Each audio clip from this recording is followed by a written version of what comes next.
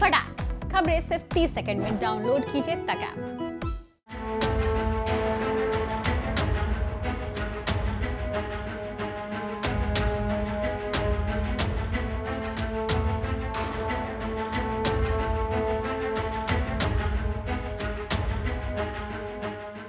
जिसका डर था बेदर्दी वही बात हो गई। यानी जो बातें पहले पर्दे के पीछे हुआ करती थी वो अब सामने आ गई।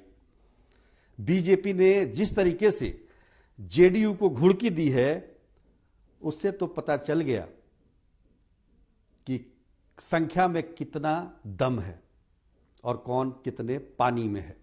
नमस्कार, बिहार तक में आपका स्वागत है। 2020 का चुनाव तो आपको याद ही होगा।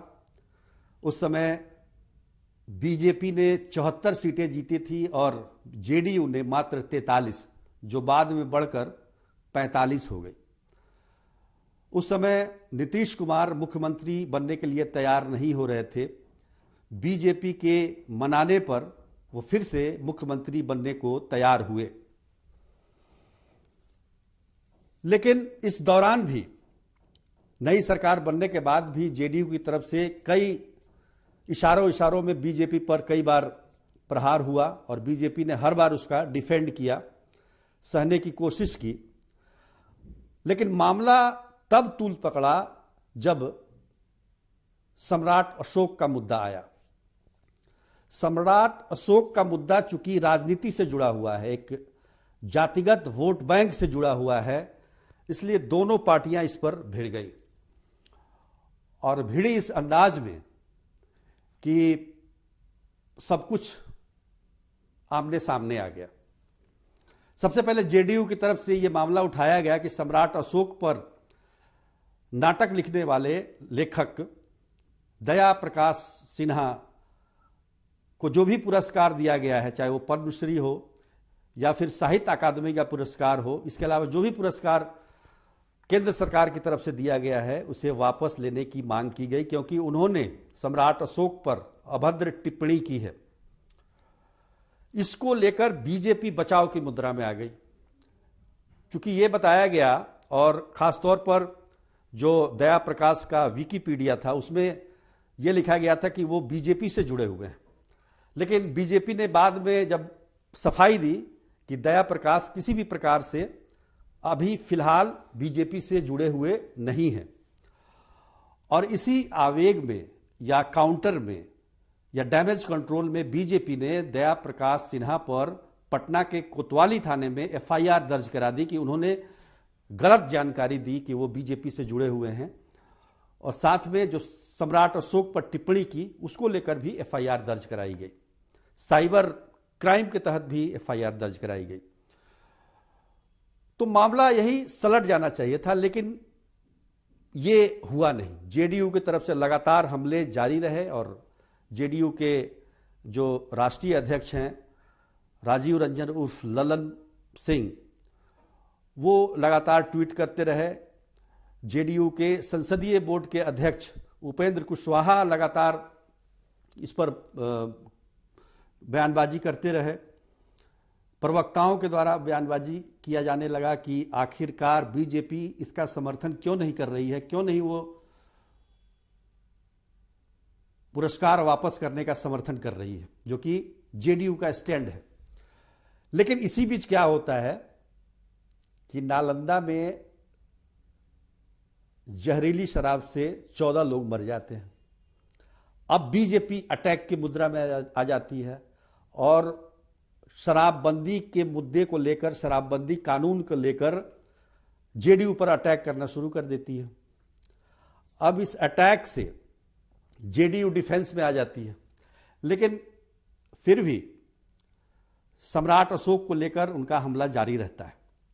लेकिन सोमवार की सुबह बीजेपी के प्रदेश अध्यक्ष संजय जायसवाल ने एक लंबा फेसबुक पोस्ट लिखा और उसमें उस पोस्ट को आप पढ़ेंगे तो आपको स्पष्ट हो जाएगा कि छिपे तौर पर किस तरीके से जेडीयू को धमकी दी जा रही है। उसमें एक लाइन है कि कहीं ऐसा ना हो जाए कि सीएम हाउस, जो 2005 से पहले हत्याओं और अपहरण से पैसा वसूलने के लिए जाना जाता था वही हो जाए, यानी कि 2005 का पहले कहीं सीएम हाउस ना हो जाए। कहीं ना कहीं इसमें एक धमकी छिपी हुई है। साथ में उन्होंने ट्वीट करने वाले, हमला करने वाले लगातार, जो कि राष्ट्रीय अध्यक्ष है जेडीयू के ललन सिंह, उनको और उपेंद्र कुशवाहा जो कि संसदीय बोर्ड के अध्यक्ष हैं, उन पर भी निशाना साधा और कहा कि एक राज्य में मंत्री थे और एक केंद्र में मंत्री थे, फिर भी इन्हें जानकारी नहीं है कि पिछले 74 वर्षों से कोई भी पुरस्कार वापस नहीं लिया गया है, न कोई इस तरह का प्रावधान दिखता है। उन्होंने ये भी कहा कि हर बात के लिए आप प्रधानमंत्री को टैग ना करें, ट्विटर ना खेलें।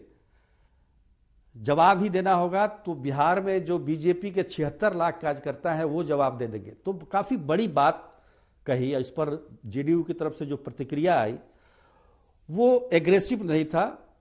इससे लगता है कि अभी सीज फायर शुरू हो गया है। उपेंद्र कुशवाहा ने कहा कि सही बात है कि संगठन गठबंधन की मर्यादा का ख्याल सबको रखना चाहिए, और बाकी धमकी पर या तमाम चीजों पर उन्होंने कोई जवाब नहीं दिया। इससे लगता है कि विवाद अभी फिलहाल के लिए थोड़ा दबा है। हालांकि आप देखेंगे तो यूपी में भी अलग से चुनाव लड़ रही है जेडीयू, बीजेपी ने सीट नहीं दी है, तो मामला अभी आगे भी चलेगा। लेकिन फिलहाल ये सीज फायर इसलिए कहा जा रहा है क्योंकि जेडीयू ने ये बताया, बीजेपी ने ये बताया, माफ कीजिएगा, कि हम बड़े हैं, हमारी संख्या ज़्यादा है, इसलिए आप हमें बार बार दबाने की कोशिश न करें। और यही कारण है कि आज स्थिति परिस्थिति जो राजनीतिक बन रही है वो कहीं ना कहीं आगे जरूर परिलक्षित होगी, क्योंकि हम सब जानते हैं कि नीतीश कुमार अपने मन से काम करने के आदी रहे हैं, वो किसी के दबाव में नहीं आते हैं। तो आने वाला समय आप देखिए, खासतौर पर उत्तर प्रदेश के चुनाव के बाद क्या होता है, ये सबसे मायने रखता है। लेकिन फिलहाल चूंकि शराब, जहरीली शराब का कांड हो गया है, वो भी नालंदा जिले में हो गया, जो कि मुख्यमंत्री का गृह जिला है, और मुख्यमंत्री ने अभी हाल फिलहाल कोरोना आने से पहले काफ़ी जोर शोर से उन्होंने बिहार का दौरा किया और समाज सुधार अभियान चलाया ताकि लोगों को जागरूक किया जा सके। तब ऐसा लगा, और उन्होंने ये फैसला तब लिया था जब गोपालगंज और पश्चिमी चंपारण में जहरीली शराब कांड हुआ था, आपको याद होगा, छठ के समय। तो उसके बाद से कोई इस तरह की घटना नहीं घट रही थी। लेकिन इनके समाज सुधार अभियान के बाद उनके गृह जिले में नालंदा में इस तरह की घटना घटना वाकई बड़ी बात है, और ये बीजेपी को एक मौका दे दिया इस घटना ने, जिसकी वजह से बीजेपी इस तरह की घुड़की दे रही है। अब तो यह भी कहा जा रहा है कि शराबबंदी की समीक्षा की जाए, फिर से कहा जा रहा है, पहले भी कहा गया था, और कई तरह की बातें हैं इसमें, ये भी हम विस्तार से बताएंगे आपको। लेकिन ये एक महत्वपूर्ण मुद्दा बीजेपी को लग गया, ये सम्राट अशोक के मुद्दे को काटने के लिए। हालांकि कट नहीं सकता है वो, आज भी जेडीयू अपने स्टैंड पर कायम है, और उसका कहना है कि जब तक दया प्रकाश सिन्हा से पुरस्कार वापसी नहीं हो जाती है तब तक वो इसका विरोध करते रहेंगे। आज के लिए बस इतना ही, तब तक के लिए धन्यवाद।